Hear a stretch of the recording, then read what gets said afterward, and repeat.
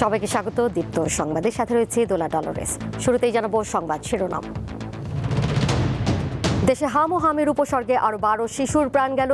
2 মাসে মৃতের সংখ্যা 450 ছাড়িয়েছে। নতুন করে আক্রান্তের সংখ্যা 1300-এরও বেশি।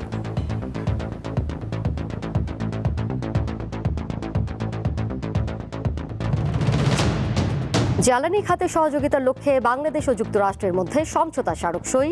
সাশ্রয়ী মূল্যে এলপিজি সহ অন্যান্য পণ্য আমদানিতে ঢাকাকে সহায়তার আশ্বাস।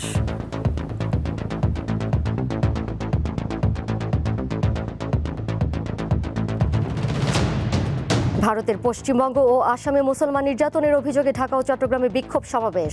বাংলাদেশ যুক্তরাষ্ট্র বাণিজ্য চুক্তি প্রকাশের দাবি জমিয়তে উলামায়ের। এই চুক্তির মধ্যে 131টা শর্ত বাংলাদেশ মানতে বাধ্য, বিপরীতে যুক্তরাষ্ট্রকে মানতে হবে মাত্র 6টি শর্ত। বিএনপির বিরুদ্ধে তিস্তা মহাপরিকল্পনা বাস্তবায়নের প্রতিশ্রুতি ভঙ্গের অভিযোগ আনলেন জামায়াতে ইসলামীর আমির। দাবি আদায়ে রাজপথে থাকার ঘোষণা। পদ্মা ব্যারেজের এই উদ্যোগকে অভিনন্দন জানাই, কিন্তু এটা তিস্তার বিনিময়ে নয়। বেজিং সফর শেষে দেশের পথে যুক্তরাষ্ট্রের প্রেসিডেন্ট ট্রাম্প। চীনের প্রেসিডেন্টের সঙ্গে দ্বিতীয় দিনের বৈঠকে বাণিজ্য সহ দ্বিপক্ষীয় ও বহুপক্ষীয় বিষয়ে আলোচনা।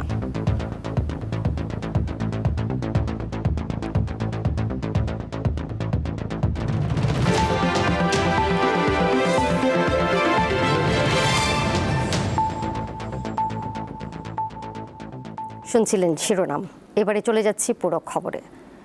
দেশে হাম ও হামের উপসর্গে আরও 12 শিশু মারা গেছে। এ নিয়ে গত 2 মাসে 451 রোগীর প্রাণ গেল। 24 ঘন্টায় নতুন করে আক্রান্ত হয়েছে 1303 শিশু। অসুস্থ সন্তানদের নিয়ে প্রতিদিন রাজধানীর বিভিন্ন হাসপাতালে ছুটছেন অভিভাবকরা। হেসে খেলে ছুটে বেড়ানোর বয়সে হাসপাতালের বিছানায় নিস্তেজ হয়ে পড়ে আছে ছোট ছোট শিশুরা। জ্বর, কাশি আর শরীর জুড়ে লালচে দাগ নিয়ে হাম ও হামের উপসর্গের সঙ্গে লড়ছে তারা। সন্তানের কষ্ট দেখে অস্থির সময় পার করছেন উদ্বিগ্ন বাবা মায়েরা। হাম ও হামের উপসর্গে আক্রান্ত শিশুদের নিয়ে প্রতিদিনই হাসপাতালে আসছেন অভিভাবকরা। বেশিরভাগ শিশুরই শ্বাসকষ্ট ও জ্বর থাকছে। 3 দিন যাবৎ আর কি জ্বর নিয়ে আসছিলাম, এখন জ্বর একটু কমছে। টয়লেট আসছিল, টয়লেট করছে 3 দিন, কমছে। এখন একটু ভালো আছে, ভালো হয়েছে। এই শরীরে র্যাশ আসছিল, র্যাশটাও কমছে। অনেক ছটফট করতেছে, মানে এটা বলার ভাষা আমার কাছে নেই। ওকে আজকে প্রায় 1 সপ্তাহ ধরে আপনার মেডিকেলে ভর্তি করাইছি, কিন্তু আজও ওর মানে সঠিক চিকিৎসা বোঝা যাইতেছে না, এবং সঠিক চিকিৎসা পাওয়া যাইতেছে না এখানে। সত্য কথা বলতে ঠান্ডা জ্বরের থেকে হাম হয়েছে, হামের থেকে আমার কাছে কালকে হয়েছে, আজকে আরও বেশি। পরে আমরা এই ডাক্তার দেখালাম, ডাক্তার বললো ওষুধ খেলে ভালো হয়ে যাবো। ওই যে মুখের ঘা এবং জ্বর, অনবরত জ্বর আসতেছে। অ্যান্টিবায়োটিক যদিও একটা ট্রিটমেন্ট করাইছিলাম একজনের কাছ থেকে। শুক্রবার সকাল 8টা পর্যন্ত আগের 24 ঘন্টায় দেশে হাম ও হামের উপসর্গে আরও 12 শিশু মারা গেছে। এর মধ্যে 4 শিশুর শরীরে নিশ্চিতভাবে শনাক্ত হয়েছে, আর 8 শিশুর ছিল হামের উপসর্গ। স্বাস্থ্য অধিদপ্তর এক বিবৃতিতে এ তথ্য জানিয়েছে। একই সময়ে সারা দেশে নতুন করে 1303টি শিশু হাম ও হামের উপসর্গে আক্রান্ত হয়েছে। এর মধ্যে 111 শিশুর শরীরে হাম শনাক্ত হয়েছে। এই অবস্থায় রাজধানীর মহাখালীতে ডিএনসিসি হাসপাতাল পরিদর্শন করেন স্বাস্থ্যমন্ত্রী। তিনি জানান, হামের প্রকোপ আরও বেড়ে গেলে হাসপাতালের চিকিৎসা সক্ষমতা বাড়ানো হবে। আমরা এই পর্যন্ত 30-এর উপরে ভেন্টিলেটার বিভিন্ন হসপিটালে দিয়েছি, আরও 12টা দেব ভেন্টিলেটার আগামী মঙ্গলবার দিন 12:30টার সময়। সাথে কনসেপ্ট অল বেগিং বিভিন্ন প্রাইভেট কোম্পানির কাছে চেয়েছে, আমরা নিচ্ছি সহযোগিতা, তো আমরা নিচ্ছি যেখানে পারতেছি না। এখানে আমি অত্যন্ত সুন্দর ম্যানেজমেন্ট দেখে আসছি, অত্যন্ত পরিচ্ছন্ন। আমাদের ডাক্তাররা অত্যন্ত সিরিয়াসলি রুগীদের সেবা দিয়ে যাচ্ছেন। তিনি জানান, হামে আক্রান্তদের আন্তর্জাতিকভাবে স্বীকৃত চিকিৎসা দেওয়া হচ্ছে। এরই মধ্যে যে টিকা দেওয়া হয়েছে এর সুফল পেতে কিছুটা সময় লাগছে। সবার জন্য সুস্বাস্থ্য। জহিরুল মোহসান, দীপ্ত সংবাদ, ঢাকা। বাংলাদেশ ও যুক্তরাষ্ট্র জ্বালানি খাতে কৌশলগত সহযোগিতার লক্ষ্যে একটি সমঝোতা স্মারক সই করেছে। ওয়াশিংটনের স্থানীয় সময় বৃহস্পতিবার সকালে যুক্তরাষ্ট্রের পক্ষে জ্বালানি সচিব ক্রিস রাইট এবং বাংলাদেশের পক্ষে পররাষ্ট্রমন্ত্রী খলিলুর রহমান এতে সই করেন। এই সমঝোতা স্মারক জ্বালানি উৎসের বিকল্পগুলিকে বৈচিত্র্যময় করার মাধ্যমে বাংলাদেশের দীর্ঘমেয়াদী জ্বালানি নিরাপত্তা নিশ্চিতে ভূমিকা রাখবে বলে মনে করা হচ্ছে। সে সঙ্গে বাংলাদেশকে সাশ্রয়ী মূল্যে এলএনজি, এলপিজি ও অন্যান্য জ্বালানি পণ্য আমদানি করতে সহায়তা করবে যুক্তরাষ্ট্র। বাংলাদেশের পররাষ্ট্রমন্ত্রী এই সমঝোতা স্মারকটিকে দুই দেশের ক্রমবর্ধমান সম্পর্কের আরেকটি মাইল ফলক হিসেবে উল্লেখ করেন।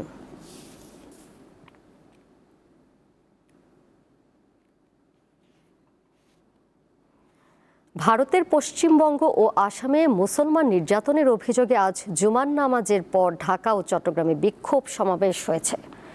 রাজধানীর বায়তুল মোকাররমের সামনে জড়ো হন জমিয়তে উলামায়ে ইসলাম বাংলাদেশ সহ কয়েকটি ইসলামী দলের নেতাকর্মীরা। আর চট্টগ্রামের আন্দরকিল্লায় বিক্ষোভ করেছে হেফাজতে ইসলাম। ভারতের পশ্চিমবঙ্গে মুসলমানদের ওপর নির্যাতনের অভিযোগ এবং যুক্তরাষ্ট্রের সঙ্গে বাংলাদেশের বাণিজ্য চুক্তির প্রতিবাদে জাতীয় মসজিদ বায়তুল মোকাররমের সামনে বিক্ষোভ সমাবেশের আয়োজন করে জমিয়তে উলামায়ে ইসলাম বাংলাদেশ। কয়েকটি ইসলামী দলের নেতাকর্মীরাও এতে অংশ নেন। এ সময় বক্তারা অভিযোগ করেন, পশ্চিমবঙ্গে মুসলমান নির্যাতন দিন দিন বেড়েই চলছে। এটি মেনে নেওয়া যায় না। যুক্তরাষ্ট্রের সঙ্গে করা বাণিজ্য চুক্তি প্রকাশের দাবি জানান তারা। এই চুক্তির মধ্যে 131টা শর্ত বাংলাদেশ মানতে বাধ্য, বিপরীতে যুক্তরাষ্ট্রকে মানতে হবে মাত্র 6টি শর্ত। মুসলিম সংখ্যাগরিষ্ঠ দেশে এই ধরনের শুকরজাত পণ্য আমদানি আমরা মেনে নেব না, আমরা মেনে নেব না। প্রয়োজনে আরো শক্ত কর্মসূচি দিয়ে আমরা মাঠে নামতে বাধ্য হব। সমাবেশ শেষে বিক্ষোভ মিছিল বের করা হয়। এটি কয়েকটি সড়ক প্রদক্ষিণ করে। এদিকে ভারতের পশ্চিমবঙ্গ ও আসামের মুসলমানদের উপর অত্যাচার ও নিপীড়নের অভিযোগে চট্টগ্রামের আন্দরকিল্লা মসজিদ চত্বরে বিক্ষোভ সমাবেশ করেছে হেফাজতে ইসলামের নেতাকর্মীরা। এতে বক্তারা দাবি করেন, ভারতের হিন্দুত্ববাদী বিজেপি সরকার মুসলমানদের নিশ্চিহ্ন করতে উঠে পড়ে লেগেছে। এক মুসলমানের উপরে অত্যাচার হলে অন্য মুসলমান নীরবে বসে থাকতে পারে না। পশ্চিমবঙ্গ এবং আসামের মুসলমানদের উপরে নির্যাতন শুরু করেছে। বাংলাদেশ সরকারে আমরা জানিয়ে দিতে চাই, আপনারা নমনীয়তা অবলম্বন করবেন না, ভারতের সঙ্গে আপনারা আপোষ হতে যাবেন না। পরে হেফাজতের নেতাকর্মীরা বিক্ষোভ মিছিল বের করেন। এটি বিভিন্ন সড়ক ঘুরে চট্টগ্রাম প্রেস ক্লাবে গিয়ে শেষ হয়। নূর আলম, দীপ্ত সংবাদ, ঢাকা। বিএনপি তিস্তা মহাপরিকল্পনা বাস্তবায়নের প্রতিশ্রুতি রক্ষা করছে না বলে অভিযোগ করলেন জামায়াতে ইসলামীর আমির ও জাতীয় সংসদের বিরোধী দলীয় নেতা শফিকুর রহমান। আজ রংপুর জেলা শিল্পকলা অডিটোরিয়ামে দলীয় সমাবেশ শেষে গণমাধ্যমের সাথে আলাপকালে তিনি এই অভিযোগ করেন। জামায়াতে ইসলামীর আমির বলেন, রংপুর অঞ্চলকে অগ্রাহ্য করে বাংলাদেশে এগিয়ে যাবে তা কখনোই সম্ভব নয়। তাই তিস্তার অধিকার নিশ্চিত করতে হবে। যতদিন তা নিশ্চিত না হবে ততদিন তারা মাঠে থাকবেন। শফিকুর রহমান বলেন, বাংলাদেশ ও যুক্তরাষ্ট্রের মধ্যে সম্পাদিত বাণিজ্য চুক্তির বিষয়ে অন্তর্বর্তীকালীন সরকার জামায়াতে ইসলামীকে কিছু জানায়নি।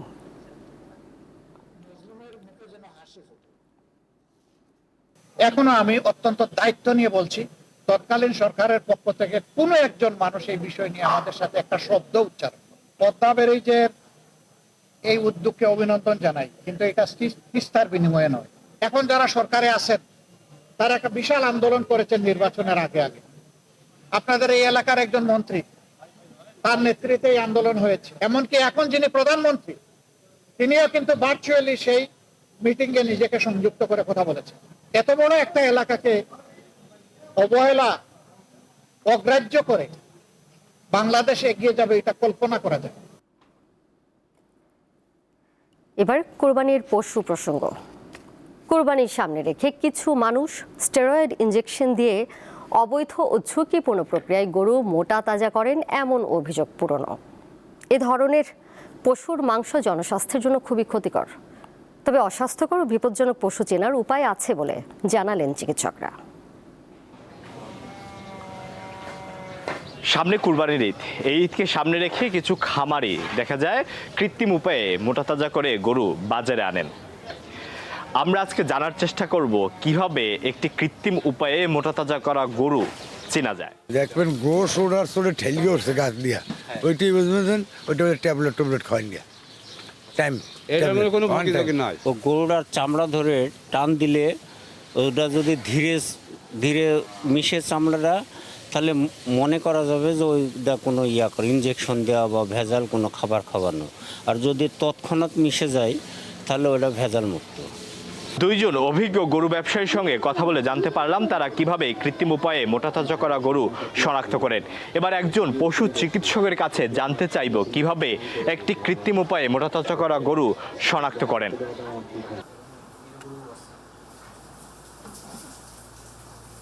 কোরবানি ঈদ আসতেছে সামনে, এই সময় কিছু অসৎ ব্যবসায়ী তাদের গরুকে স্টেরয়েড দেয়। স্টেরয়েড দেওয়ার কারণে গরু ফুলে যায় অনেক বেশি।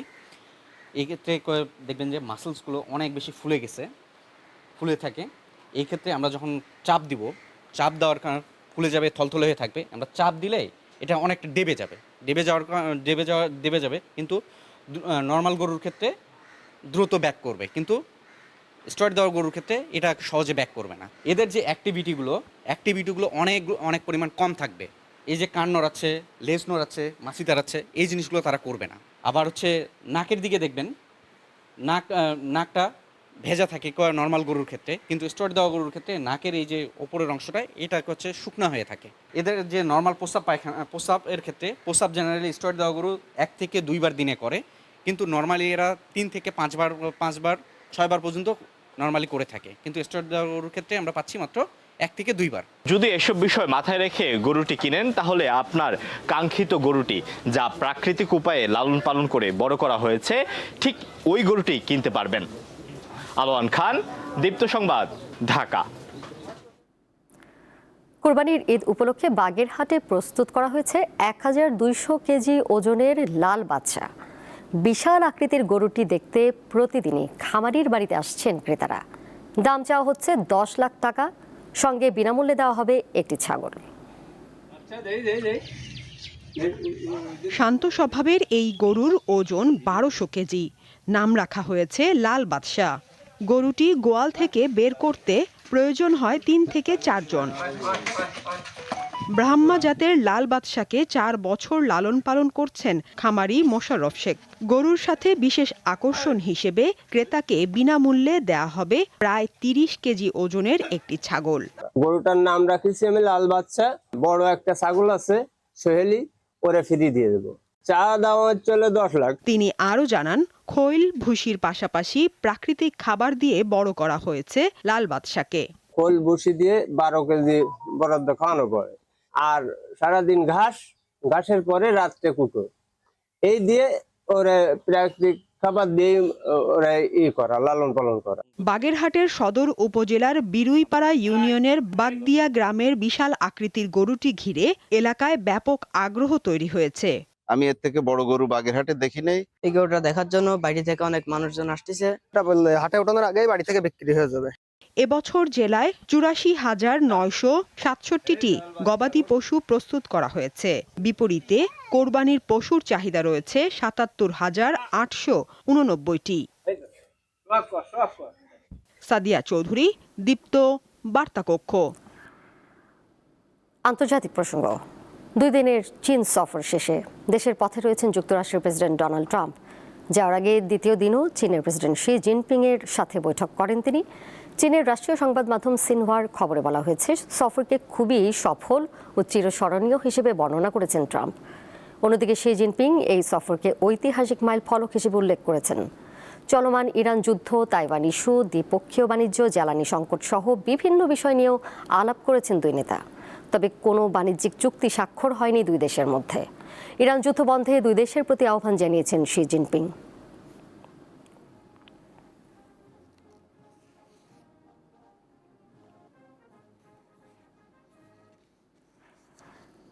একদল ব্যবসায়ীকে সফর সঙ্গী করে চীন অধ্যায় শেষ করলেন যুক্তরাষ্ট্রের প্রেসিডেন্ট ডোনাল্ড ট্রাম্প।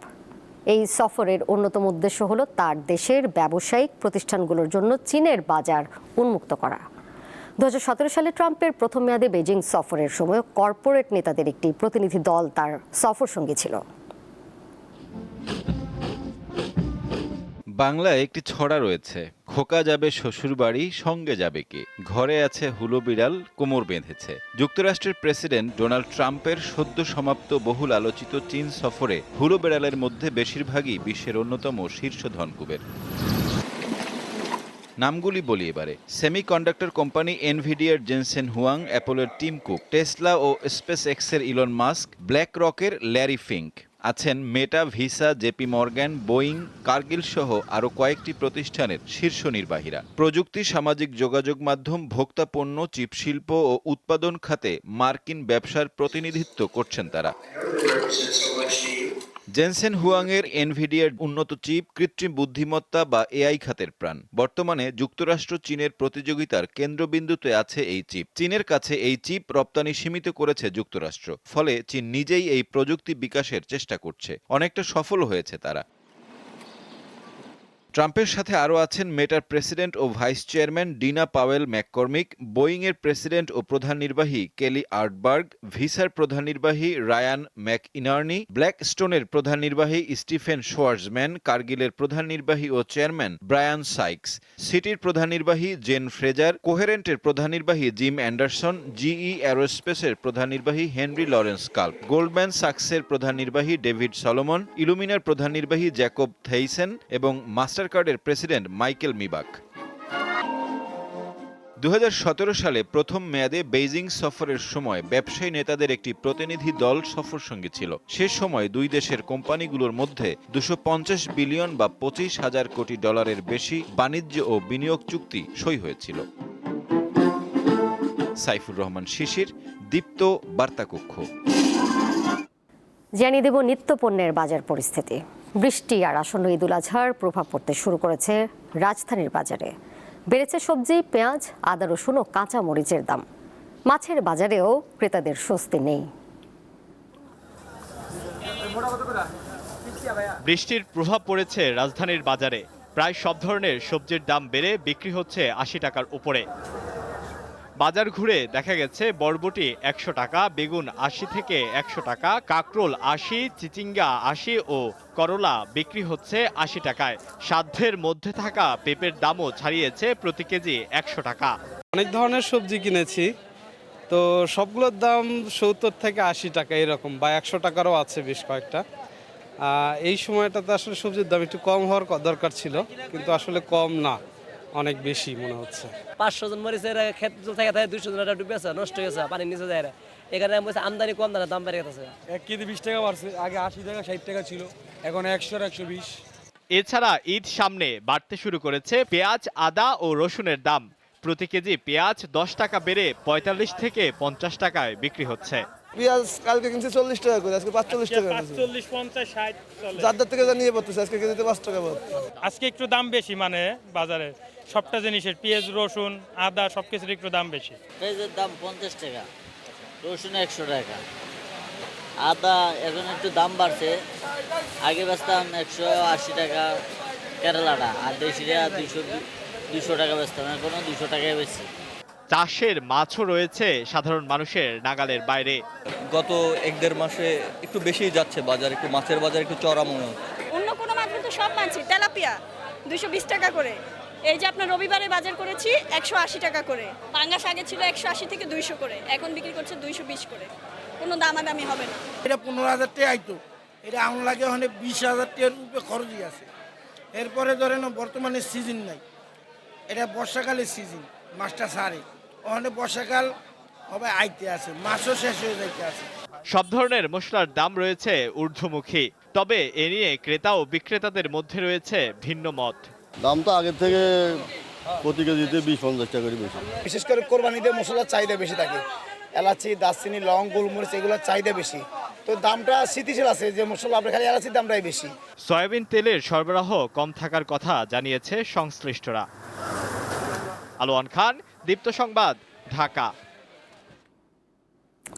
এবার উদ্দীপ্ত, যা কিছু ভালো ও উদ্দীপনার।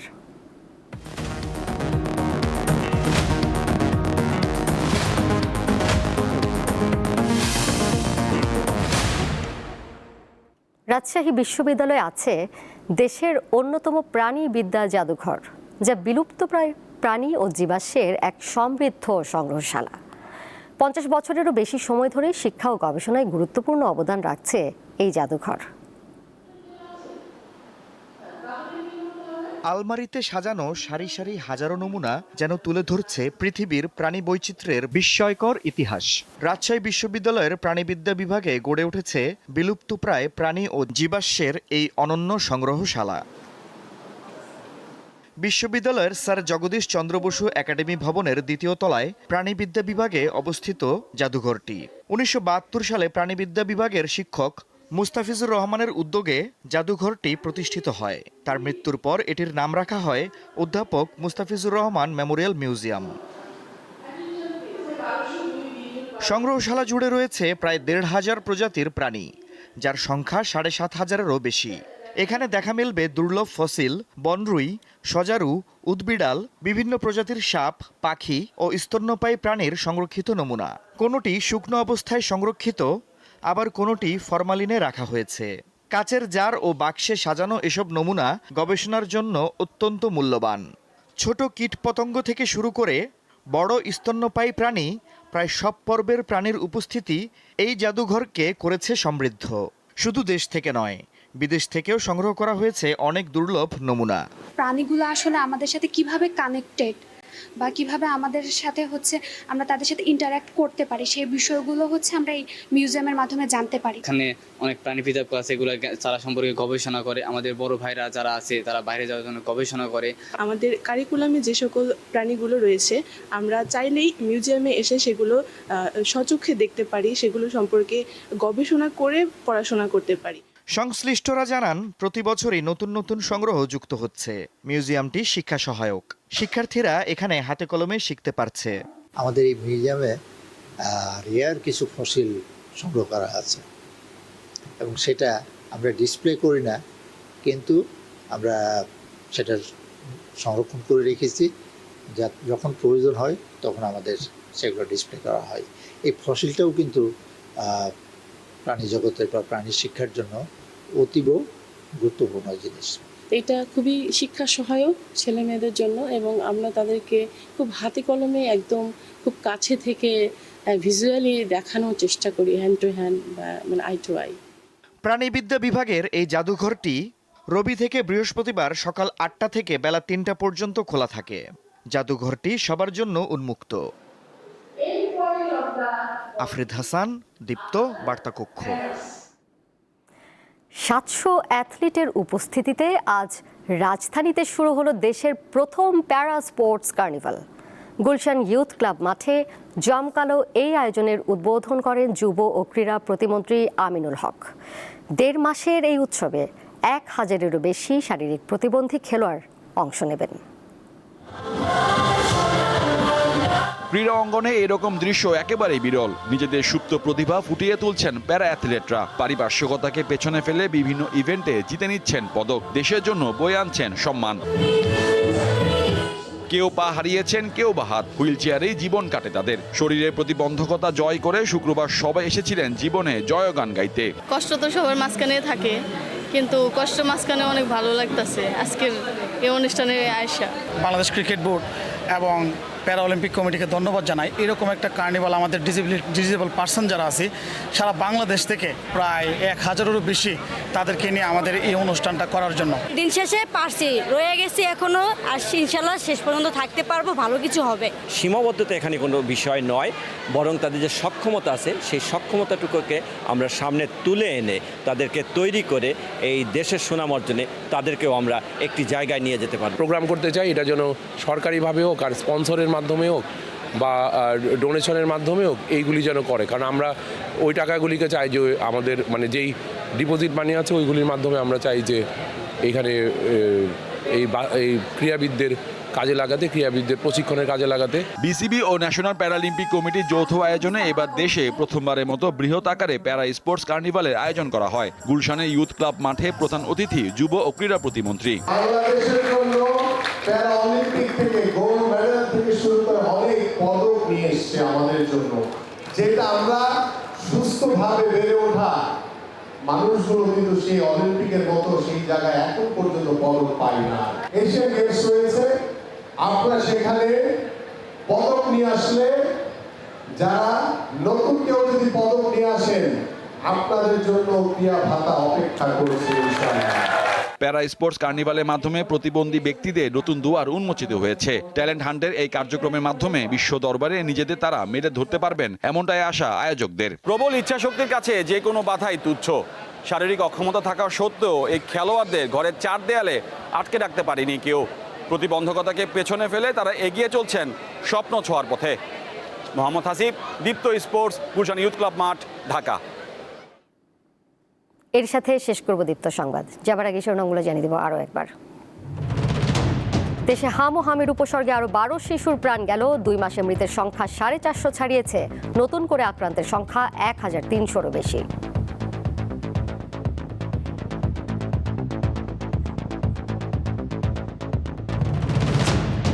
জ্বালানি খাতে সহযোগিতার লক্ষ্যে বাংলাদেশ ও যুক্তরাষ্ট্রের মধ্যে সমঝোতা স্মারক সই। সাশ্রয়ী মূল্যে এলপিজি সহ অন্যান্য পণ্য আমদানিতে ঢাকাকে সহায়তার আশ্বাস।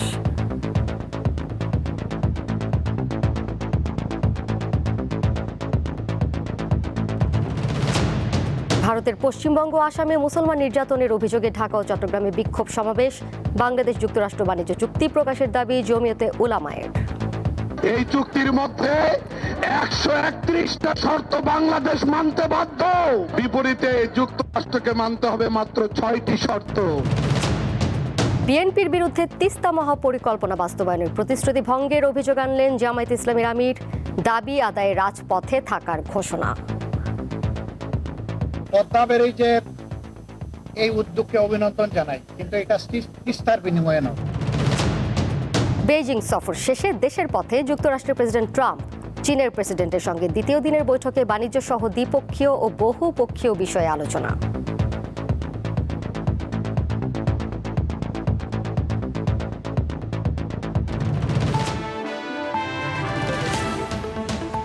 এই ছিল এখনকার মতো। এরই সাথে বিদায় নিচ্ছি আমি ডোলা ডলরেস। আরও তথ্য এবং বিনোদনের নানা খবর জানতে যুক্ত থাকুন দীপ্ত ডিজিটাল প্ল্যাটফর্মে। সবাইকে ধন্যবাদ এতক্ষণ সাথে থাকার জন্য।